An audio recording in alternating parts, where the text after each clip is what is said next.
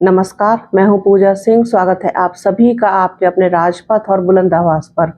दोस्तों, पहले चरण के चुनाव के बाद, पहले चरण के मतदान के बाद आप देखिए कि किस तरीके से भारतीय जनता पार्टी और उनके मुखिया प्रधानमंत्री नरेंद्र मोदी की भाषा ही एकदम बदल गई है। किस कदर डरे हुए और बौखलाए हुए नजर आ रहे हैं प्रधानमंत्री नरेंद्र मोदी। उन्होंने जिस तरीके से अभी हाल में ही अपने तमाम बयान दिए और जिन लोगों का जिक्र किया है अपने बयान में, अपनी टिप्पणी में, उन लोगों के प्रति एक बार फिर से जहर उगलने का काम किया है। साथ ही साथ जो 80 और 20 वाला जो मामला है, जिसको लेकर के भी बीजेपी ही आई, उसमें उन्होंने एक बार फिर से 80% को 20% का डर दिखाना शुरू कर दिया है। जब उनके कोई भी पैतरे काम नहीं आए, जब उनका कोई भी एजेंडा नहीं चला, उनको लगा कि पहले चरण में उनके हाथ से बहुत कुछ फिसलता हुआ दिखाई दे रहा है, तो दूसरे चरण में, तीसरे चरण में और आगे आने वाले तमाम राउंड्स में क्या हालत हो सकती है भारतीय जनता पार्टी की, तो वो फिर से एक बार लौट करके अपनी पुरानी पिच पर आ गए। हिंदुत्व का सहारा लेना पड़ गया, मुसलमानों के प्रति डर दिखाना पड़ गया, मुसलमानों का डर दिखाना पड़ गया हिंदुओं को, और मुसलमानों के प्रति एक बार फिर से नफरत और घृणा की जो भाषा उन्होंने इस्तेमाल की है, उसकी निंदा तो सभी लोग कर रहे हैं, क्योंकि किसी भी सभ्य समाज में इस तरीके की भाषा और इस तरीके का राजनीतिक स्तर वो स्वीकार्य नहीं होता है। लेकिन ये भी सब जानते हैं कि भारतीय जनता पार्टी का ये एजेंडा है, जब तक वो चुनाव को हिंदू और मुस्लिम मुद्दे पर ना लेके जाए, जब तक वो ध्रुवीकरण का कोई पैंतरा ना चले, तब तक उनका चुनाव पूरा नहीं होता और वो किसी भी मतलब कहना चाहिए कि नतीजे पर नहीं पहुंच सकते जब तक उनके साथ ही सारी चीजें ना हो। जिस तरीके से उन्होंने अलीगढ़ में बोला है कि अगर कांग्रेस सत्ता में आ गई तो फिर वो आप सबकी संपत्ति को, आप सबकी जमीनों को जब्त करके, उन्हें बेच के और उसमें मुसलमानों के नाम कर देगी और उनको दे देगी, ब्ला ब्ला ब्ला। इस तरीके के तमाम बेकार के बिना सिर पैर के बयान ये क्या दिखाते हैं? ये दिखाते हैं डर, ये दिखाते हैं निराशा, ये दिखाते हैं हताशा, ये दिखाते हैं चुनाव हाथ से निकल जाने की बौखलाहट, जिसे कह सकते हैं आप। क्योंकि आपका स्तर मतलब गिरता ही तब वहीं आकर के है जब आपके पास कोई और विकल्प बचता नहीं है। उन्हें शायद ये लगता है कि लोग इसी तरीके के भाषण प्रधानमंत्री नरेंद्र मोदी से सुनना चाहते हैं, एक्सपेक्ट करते हैं, और चूंकि इनकी हमेशा से ही ये एक नीति रही है, एक रणनीति रही है कि इसी तरीके के भाषणों को तवज्जो देनी है। आप ये देखिए, इन्हीं सब चीज के बीच में हेट स्पीच के बीच में ये आरक्षण को भी ले आए, उसमें भी SC ST और OBC का भी जिक्र कर दिया कि उनका आरक्षण छीन करके कांग्रेस इनको विशेष समुदायों को, ज्यादा बच्चे पैदा करने वालों को और घुसपैठियों को देना चाहती है। इस तरीके की भाषा का ये इस्तेमाल कर रहे हैं। आप ये देखिए कि अपने बयान से, अपनी कही हुई बात से फौरन ही पलट जाने का नाम है नरेंद्र मोदी। ये अपनी किसी भी बात पर कभी टिके हुए नहीं रहते हैं। कब कहाँ जाकर के किस तरीके का कोई बयान दे दे, क्या बोल दे, इससे मतलब कुछ कहा नहीं जा सकता, कुछ भी इनके बारे में सर्टेन नहीं है। आप ये देखिए कि जिस तरीके से बयान इन्होंने दिया है, उसको विपक्ष के कई प्रमुख दलों ने जहरीली भाषा का इस्तेमाल करना बताया है। प्रधानमंत्री नरेंद्र मोदी के बयान को, साथ ही उन्होंने जैसे बोला है कि ये आपकी माताओं और बहनों, ये आपके गहने तक बेच देंगे, आपका मंगलसूत्र भी बिकवा देंगे, ऐसा कर देंगे, वैसा कर देंगे। अरे मान्यवर, ये तो बताइए कि पहली बात तो ये है कि 10 साल से तो केंद्र में आपकी सत्ता है, उत्तर प्रदेश में आपकी सरकार है, तो कांग्रेस इसमें सब में कहां से आ गई? विपक्ष को क्या आप चुनाव भी नहीं लड़ने देंगे? इसके बाद दूसरी बात यह है कि इससे पहले जब कांग्रेस रही, उससे पहले रही है, जब से देश आज़ाद हुआ तब से कांग्रेस अगर रही है, तो कितने लोगों की ज़मीनें जब्त करा के और बिकवा के और गहने बिकवा के, माताओं बहनों के गहने बिकवा करके उस कांग्रेस ने मुसलमानों के नाम कर दिए हैं।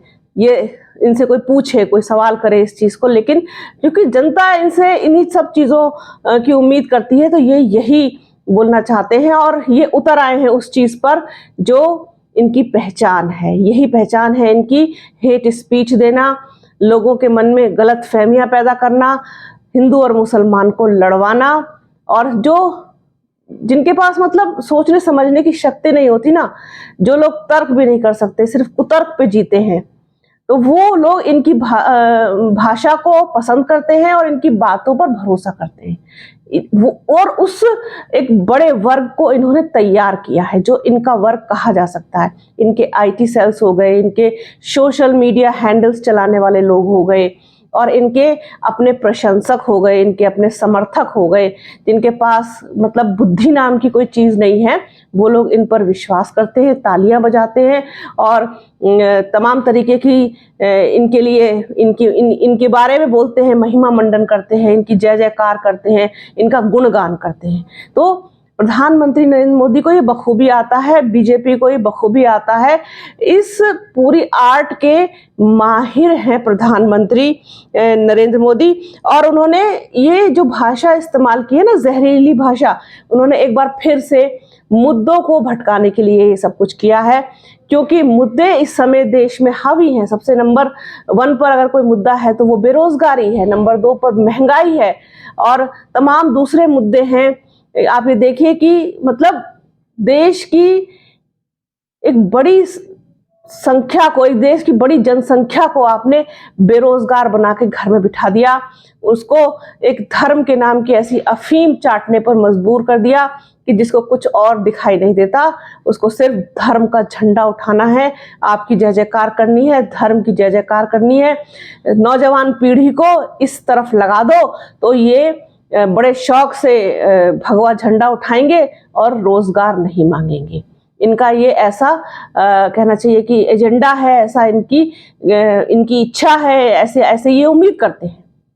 आप ये देखिए, मुद्दों में बात नहीं करेंगे, आपने क्या किया है इतने सालों में, आपके पास अगर आपकी उपलब्धियां हैं तो आप वो गिनवाइए, अगर नहीं है तो उसको स्वीकार कीजिए। इसमें इतना इस तरीके से आप हेट स्पीच दे करके, अभी तक तो सब कुछ ठीक चल रहा था, अभी तक तो ये मुसलमानों से भी अपील करते थे, उनके लिए नरेंद्र मोदी भाईजान जैसी स्कीम भी लेकर के आ गए थे कि अभी उनके भाईजान भी हो गए थे। इनका बस नहीं चलता, वरना तो पता नहीं अरब कंट्रीज में जा करके वहां पर भी कहते कि मैं तो यहीं का निवासी हूं, मैं यहीं पैदा हुआ था। तो इन सब चीजों के जादूगर हैं पीएम मोदी, तो इसमें कोई ताज्जुब नहीं होता है। अब लोग, पता है, अब लोग ना मतलब बोर हो गए हैं, मुझे ऐसा लगता है। इनके खुद के ही लोग जो हैं, जो इनके खुद के ही प्रशंसक हैं, जो इनके खुद के ही चाहने और मानने वाले लोग हैं, वो भी अब इनकी नीतियों से ना बोर हो गए हैं, क्योंकि एक जैसा खाना खाते खाते आदमी ना बोर हो जाता है। तो इनको हराने का काम, इनको बैकफुट पे लाने का काम, इनको पिछड़वाने का काम बहुत ताज्जुब नहीं है कि इनके खुद के ही लोग कर दें, क्योंकि मतलब हद होती है ना, किसी चीज की एक हद होती है। वो हद जब खत्म हो जाती है, जब इंसान का डर खत्म हो जाता है, जब इंसान बिल्कुल ये सोच लेता है कि अब तो करो या मरो है, या आर या पार जैसी चीज है, तो फिर उसको मतलब फिर किसी भी चीज से फिर परहेज नहीं रहता। वो बदलाव चाहता है, वो चाहता है कि अब बहुत हो गया, अब इनको हटा करके अब या किसी और को मौका दें।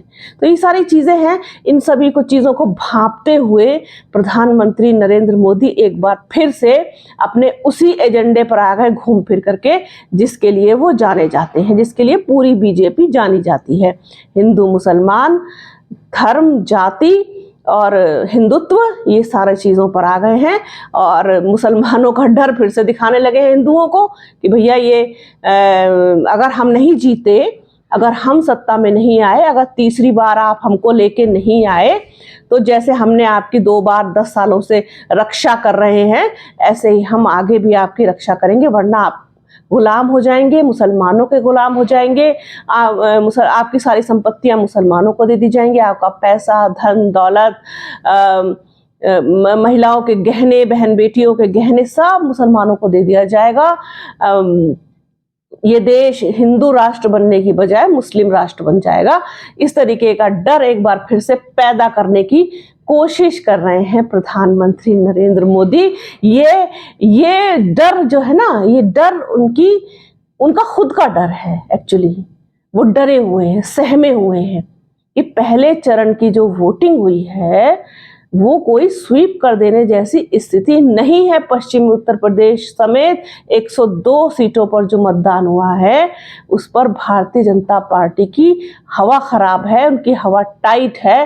विपक्ष ने तगड़ा झटका दिया है, साथ ही साथ जनता ने भी तगड़ा झटका दिया है इनको कि मतदान करने ही नहीं पहुंचे हैं लोग, मतदान प्रतिशत घट गया।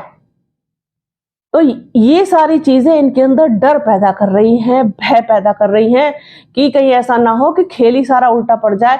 जो डरा हुआ आदमी होता है, जो कमजोर आदमी होता है, जब उसे कुछ और नहीं दिखाई देता तब फिर वो इसी तरीके के मतलब पैंतरे लेकर के आता है, इसी तरीके की चाल चलता है कि किसी के ऊपर ब्लेम करना, किसी को छोटा दिखाना, किसी को नीचा दिखाना, किसी को भला बुरा कहना, किसी के लिए शब्दों का प्रयोग करना, किसी के लिए अमर्यादित भाषा का प्रयोग करना और किसी के लिए बहुत भला बुरा बोलना। इस तरीके की मतलब एक इंसान की एक फितरत होती है। जब वो डरता है, जब वो कमजोर महसूस करता है, हारा हुआ खुद को मतलब वो देखने लगता है, तब वो ऐसी हरकतें करता है। ये बहुत स्वाभाविक है, मनुष्य का स्वभाव है, ऐसा साइकोलॉजी है ह्यूमन बीइंग की कि वो ऐसा करता है। तो वही चीजें प्रधानमंत्री नरेंद्र मोदी भी अब करते हुए दिखाई दे रहे हैं।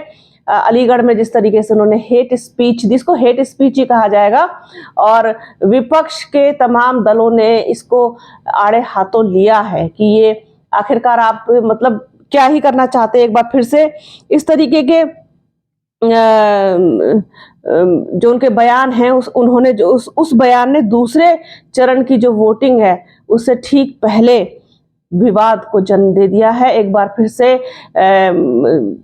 जो विश्वास आपने शायद थोड़ा बहुत पा भी लिया हो अगर मुसलमानों का, तो आपने उसको एक बार फिर से खो देने जैसा काम किया है। इस तरीके की बातें बोल करके, इस तरीके के भाषण दे करके मतलब आप समझिए कि चुनाव आयोग को भी चक्कर आ गया कि आखिरकार ये हो क्या रहा है। हालांकि चुनाव आयोग जो है वो इनका एक कहना चाहिए कि अधिकृत एक शाखा है इनकी, अधिकृत, जो इनके ही इशारों पे काम करता है।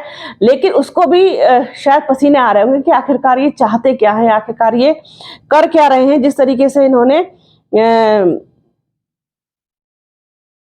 पूरा बयान दिया है और अपनी ही बात को कह करके अपने ही अंदाज में जिस तरीके से मुसलमानों पर निशाना साधा, उसके बाद बैकफुट पर भी नजर आ गए हैं, माफी भी मांग रहे हैं, रो भी रहे हैं, गले भी लगाने की बात कर रहे हैं। तो ये क्या है ये सब चीजें?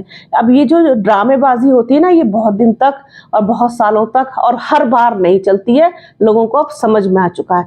तो डरे हुए मोदी एक बार फिर से हिंदुत्व की आड़ में जाना चाहते हैं, हिंदुत्व का सहारा लेना चाहते हैं, हिंदुओं को, दूसरे समुदाय के लोगों को, दूसरे धर्म के लोगों को, दूसरी जातियों के लोगों को डराना चाहते हैं, मुसलमानों का डर दिखा करके एक बार फिर से। और जो कम समझ के लोग हैं वो इनके बहकावे में शायद आ जाए, लेकिन जनता अब बहुत समझ गई है, इनको काफी हद तक जनता समझ गई है। उसकी मजबूरी भले हो जाए फूल का बटन दबाना, लेकिन उनको समझ में सब कुछ आ चुका है। तो डरे हुए मोदी, सहमे हुए मोदी, बौखलाए हुए मोदी आपको कैसे लग रहे हैं ये कमेंट बॉक्स में जरूर बताइएगा। इसे पढ़ना बड़ा दिलचस्प होगा। इस वीडियो को पूरा जरूर देखिएगा और ज्यादा से ज्यादा शेयर कीजिएगा। बने रहिए राजपथ और बुलंद आवाज के साथ। हमारे चैनल को लाइक कीजिए, शेयर कीजिए, सब्सक्राइब कीजिए, बेल आइकन जरूर दबाइएगा। अपना और अपनों का बहुत ख्याल रखिए। जल्द मिलूंगी आपसे एक नए वीडियो में एक नए मुद्दे के साथ। तब तक के लिए जय हिंद।